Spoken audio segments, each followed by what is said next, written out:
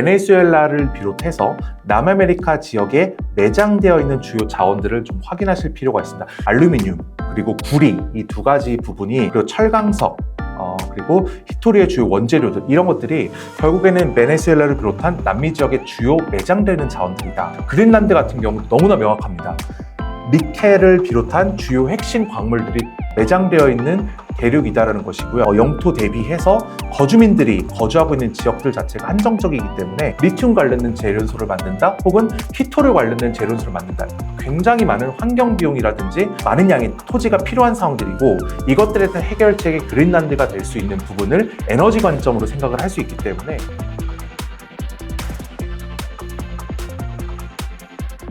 네, 안녕하세요. 메리츠증권 리서치센터에서 2차전지 그리고 정유화학 섹터를 담당하고 있는 노후 애널리스트입니다. 최근 2026년도 지정학 관점에서 여러 가지 이슈가 이제 발생을 했고, 실제로 1월 달에는 모두가 놀랐었던 사태가 발생을 합니다. 결국에는 미국이 이제 베네수엘라 관련된 이슈를 가져갔고요. 그 이후에도 이제 트럼프 행정부는 이제 그린란드라든지 이런 이란 관련된 이슈를 이제 야기시키고 있는 상황입니다.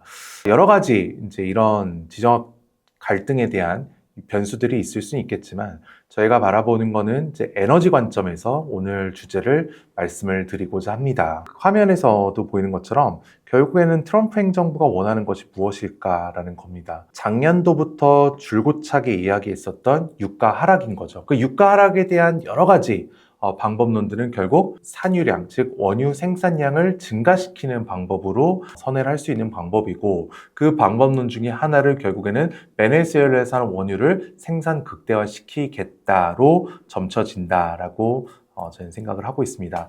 최근에 이제 그 국제유가에 대한 동향들을 보면은 결국 작년도부터 올해 현재까지 상황에서는 지정학 리스크 그리고 수요, 두 가지 변수를 놓고 봤을 때 결국 지정학 리스크가 야기시키고 있는 이 공급에 대한 차질 부분들이 유가 강세를 이끌었었던 부분들이고요. 그렇지 않다라고 하면은 오펙 플러스를 중심으로 한 증산에 대한 내용들이 유가 하락을 부추기고 있는 내용들입니다. 이미 사우디 아람코 같은 경우 월간 기준으로 다음 달에 실제로 원유를 판매하고자 하는 그들의 단가를 이제 발표하게 하는데요. 24년도부터 OSP라고 말하는 원유 판매 단가를 하락을 시킵니다. 그 이유가 뭐냐?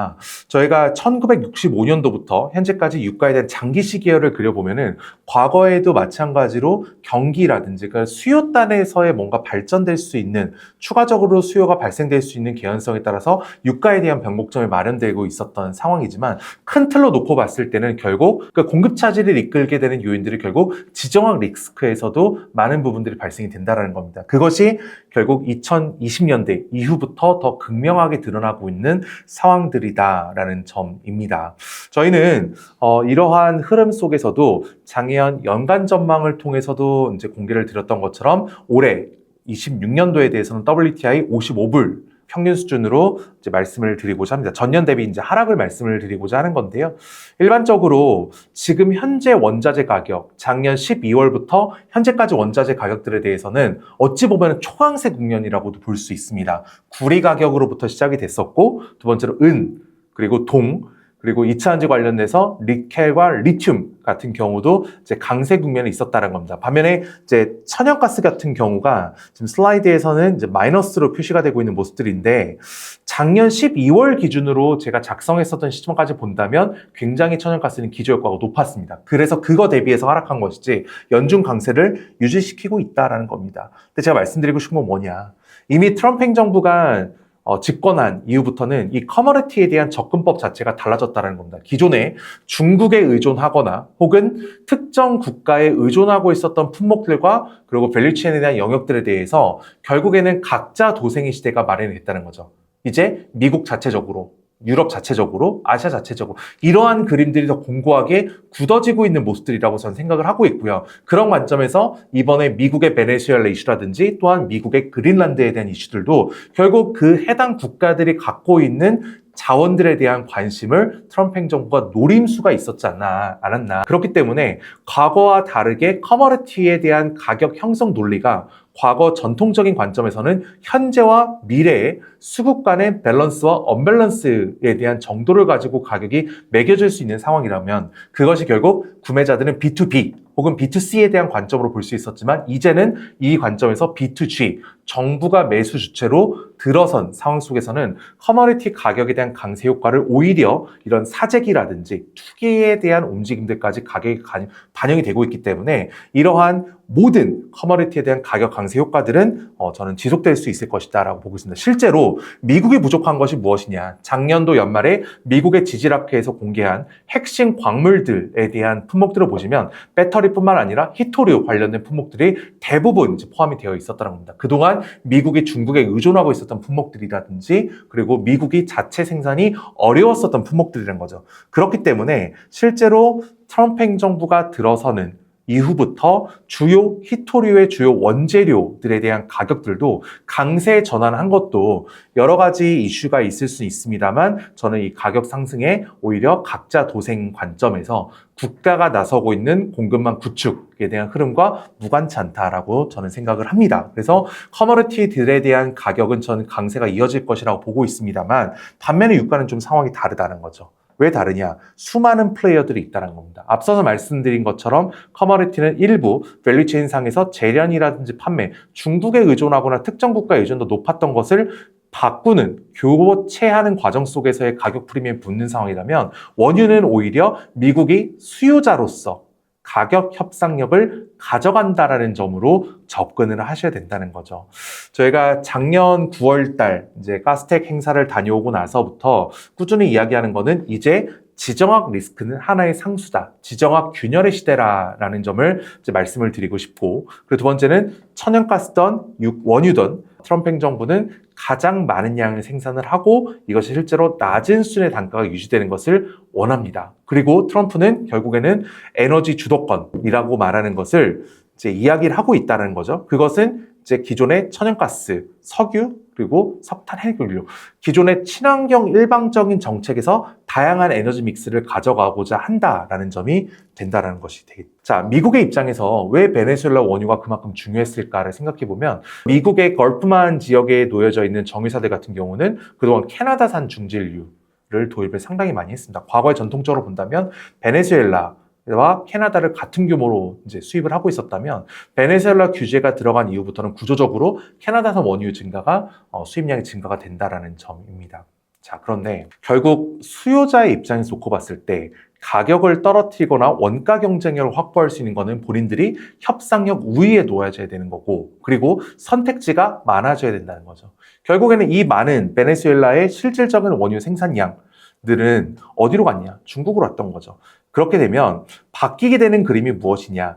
지금 미국의 정유사들의 위치를 구분을 놓고 봤을 때 걸프만 지역에 있는 것이 패드 3 지역입니다. 여기가 최대 정제 설비들이 갖춰진 지역들이고 중진류 처리가 가장 중요한 지역들이라는 거죠. 그렇기 때문에 바로 앞선 바다에 있는 베네수엘라 통해서 원유를 가져오는 것이 그만큼 더 그들에게는 유리했었던 상황이다라고 저희는 판단을 하고 있습니다. 그리고 실제로 미국에서도 가장 중요한 건 뭐냐?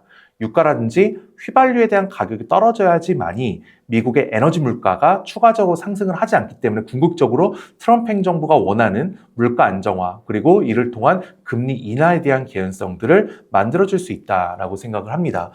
베네수엘라 원유 재건에 대한 움직임들은 생각보다 빠른 속도로 진행이 되고 있는 것 같습니다. 바로 베네수엘라 이슈가 터지고 나서 바로 그 다음 주에 트럼프 행정부는 미국의 오일 메이저들 CEO들과 함께 회동을 합니다. 베네수엘라 원유 재건을 투자를 하자. 그런데 이들에게 요구되고 있는 인프라 복구 비용이 145조 원입니다. 어마어마한 금액이 든다는 거죠. 바로 그 자리에서 엑소모빌 CEO 같은 경우는 투자가 불가능하다. 현격한 과거 대비해서 변화가 없다라고 하면은 투자가 불가능하다라고 합니다. 왜 미국 기업들은 베네수엘라를 신뢰하지 못할까를 생각해보면 대외 변수 측면을 고려를 하셔야 되고요. 그리고 두 번째로는 정권 리스크. 이제 두 가지가 이제 고려가 돼야 됩니다. 먼저 엑소모빌을 비롯한 기존의 미국 오일 메이저들은 베네수엘라 정부로부터 자산 몰수라든지 뭔가 이제 베네수엘라에서 원유 사업을 하면서 피해를 받은 경험들이 상당히 컸다라는 거죠. 실제로 현재까지 남은 거는 그나마 쉐브론 필립스가 베네수엘라의 국영 정유사와 함께 합작을 유지하고 있는 정도를 제외한다면 기존에 베네수엘라에 투자했었던 미국과 프랑스의 토탈 같은 기업들은 죄다 손해를 보고 해당 지역을 떠나게 될 수밖에 없는 반강제적인 상황이었습니다. 그러니까 엑슨모빌 CEO가 담긴 고민이란 것도 정권이 담보되지 않는다면, 안정성이 담보되지 않는다면 해당 지역에서 사업을 영위할 수 없다라는 점을 분명히 얘기한 것이고, 이에 대해서 트럼프 행정부도 미국이 베네수엘라를 통치할 것이다, 그런 얘기를 했기 때문에 정권 리스크는 사실상 다소 소멸될 수 있다고 합니다. 그리고 두 번째는 아무래도 투자 비용이 천문학적인 금액이 들다 보니까 베네수엘라 재건을 위해서 필요한 비용들을 놓고 본다면 유가 기준으로 80불 정도 도달을 해야 됩니다. 즉 지금보다 유가가 더 올라야 된다라는 관점으로 봐야 되는 겁니다. 이유가 뭐냐? 그동안 미국의 저유가가 지속되면서 미국의 오일 회사들은 유가 기준으로 지금 오른쪽 슬라이드에서 보이실 수가 있는데요. 유가 기준으로 이제 엑소모빌은 60불일 때 할 수 있는 활동들, 주주 가치를 할 수 있는 활동들과 그리고 유가가 80불을 넘겼을 때 할 수 있는 활동들이 어찌 보면은 주주 가치 제고안으로 이미 이행이 되고 있었던 상황입니다. 60불대 기준 놓고 본다면 배당을 합니다. 왜냐? 돈을 벌고 있기 때문에.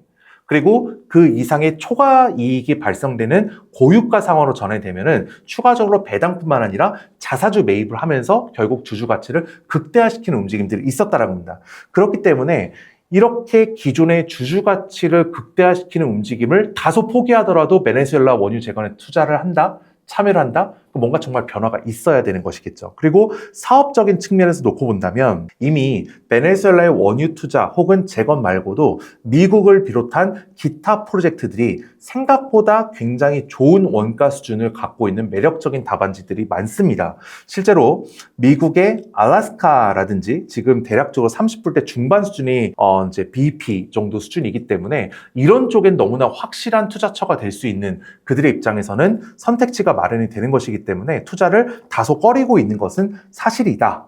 그럼에도 불구하고 현재 쉐브론 필립스가 원유 에너지 리더십을 확보하고자 하는 움직임들이 가장 컸고요.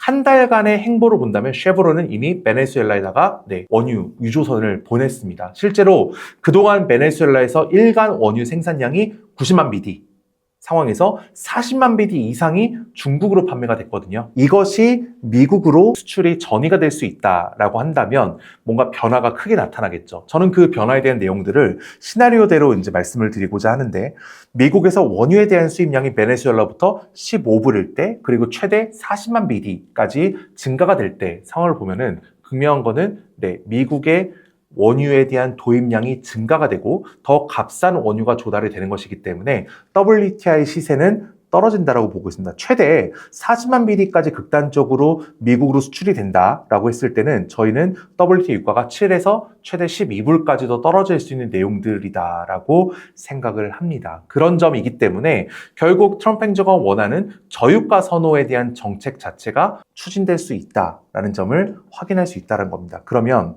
이것에 대한 수혜는 누가 볼 것인가? 이걸로 넘어가야 될 것 같은데요. 정유 업황을 점검을 해봐야 될 것 같습니다. 그 전에 제가 이제 자원 확보라고 말하는 측면을 가지고 이야기를 드렸는데, 베네수엘라를 비롯해서 남아메리카 지역에 매장되어 있는 주요 자원들을 좀 확인하실 필요가 있습니다. 작년부터 가장 논의가 활발하게 됐었던 부분들이 이제 알루미늄, 그리고 구리, 이 두 가지 부분이 너무나 명확하게 베네수엘라를 비롯한 남미 지역에 포진되어 있다는 걸 확인할 수가 있고요. 그리고 철강석, 그리고 히토리의 주요 원재료들, 이런 것들이 결국에는 베네수엘라를 비롯한 남미 지역의 주요 매장되는 자원들이다. 그리고 그린란드 같은 경우도 너무나 명확합니다.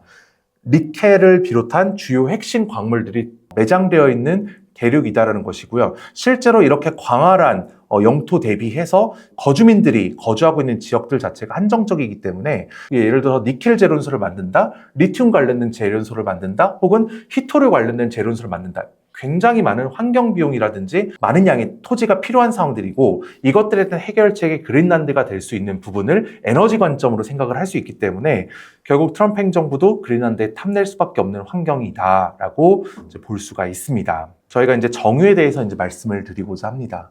결국 이 시클리컬 산업들 그리고 제조 산업들이라고 한다면 생산 원가가 가장 중요하다. 그리고 이것을 실제로 받아오는 구매자들의 입장에서 가격 협상력을 구축하기 위해서는 더 저렴한 원유를 구매하는 것이 중요하다라고 보이는데요. 기존의 캐나다산 원유 같은 경우가 이제 WTI 대비해서도 더 저렴한 것을 확인할 수가 있습니다. 그리고 심지어 베네수엘라의 원유 같은 경우 최근 들어서 이제 가격 정보가 공개가 되고 있지는 않습니다만 작년도 7월 초까지의 가격 흐름을 본다면 WTI 대비해서도 극단적으로 가격이 하락하고 있다는 점을 확인할 수 있기 때문에 만약에 이러한 원유가 미국의 정유사로 전이가 된다 혹은 수출이 된다 손치면은 미국의 정유사들은 굉장히 좋은 상황을 연출될 수밖에 없다라고 보고 있고요. 그렇게 되면은 결국 40만 BD 이상이 원유가 중국으로 판매되고 있었던 상황에서 중국의 소형 정유사들 이미 작년도부터 티팟이라고 말하는 소형 정유사들이 폐쇄 사이클에 들어갔었죠.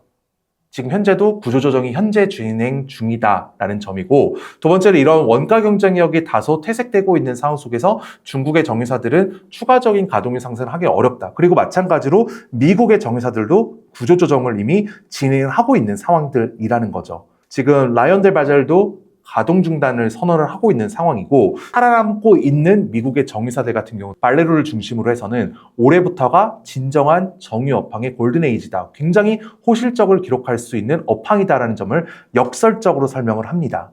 저는 이것이 과거 추진되고 있었던 에너지 정책과 다소 달라지고 있다는 점을 말씀을 드리고 싶은데 피벗 to fossil fuel, 화석연료로 다시 돌아간다. 왜냐? 미국에서는 결국에는 전기차를 강제하는 정책들이 다소 소멸이 됐습니다. 보조금과 정책 측면에서 연비 규제가 소멸이 된 상황이고 EU 같은 경우도 작년도부터 현실론으로 들어와서 천연가스라든지 기존의 원유 조달량을 늘려나가고 있다는 점이죠. 그런 점으로 놓고 본다면 기존의 화석연료에 대한 수요 자체가 오히려 감소 사이클, 즉 피크 디맨드가 아니라 오히려 이러한 수요 증가에 대한 흐름 자체가 피크 디맨드에 대한 점이 수년될 수 있는 흐름들 속에서는 기존의 생산 설비들에 대한 가동 능력을 갖춘 정유사들이 논한 장사를 할 수밖에 없는 환경이다라고 저는 생각을 합니다. 그렇기 때문에 우리가 일각에서 보고 있는 이 정제 마진에 대한 흐름들도 긍정적으로 생각해 볼 수밖에 없고요. 그리고 이미 26년도 3월 달 이후부터는 미국을 중심으로 해서